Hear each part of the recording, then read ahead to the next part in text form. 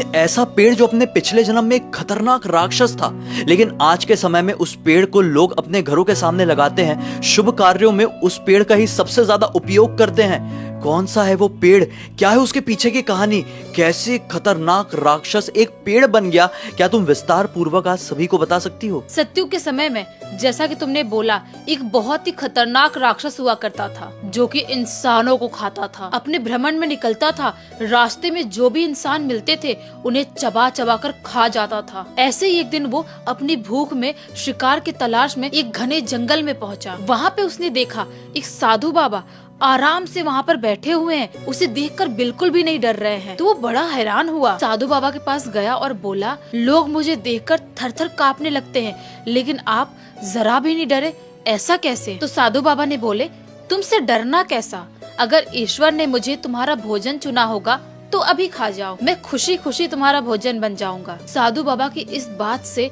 उस राक्षस की आंखें खुल गई। वो तो सतयुग था, इसलिए उस राक्षस की आंखें खुल गई, वरना उस समय के राक्षसों को आज के समय के इंसानों के साथ कंपेयर करें ना, तो आज का इंसान ही उस राक्षस से ज्यादा खतरनाक होगा।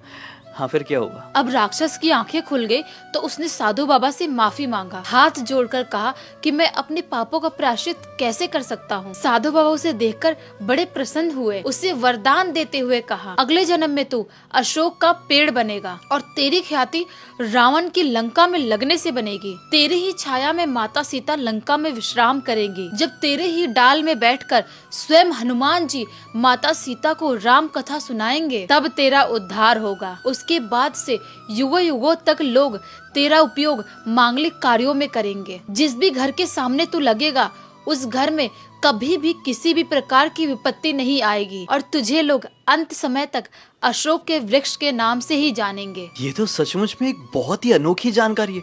मुझे क्या बहुत सारे ऐसे लोग होंगे जिनको इसके बारे में बिल्कुल नहीं पता रहा होगा। आज के इस वीडियो के जरिए सभी को बहुत अच्छी जानकारी प्राप्त हुई है ना? इसी बात पे इस पेज को फॉलो भी कर दीजिए, क्योंकि ऐसे ही वीडियोस हम डेली आप लोगों के सामने लेके आते रहते हैं, जिससे आपको मनोरंजन भी हो और ज्ञान की भी वृद्धि हो। वीडियो अच्छा लगा है तो कमेंट सेक्शन में हर हर महादेव लिख के इसको ज़्यादा से ज़्यादा शेयर भी कर देना।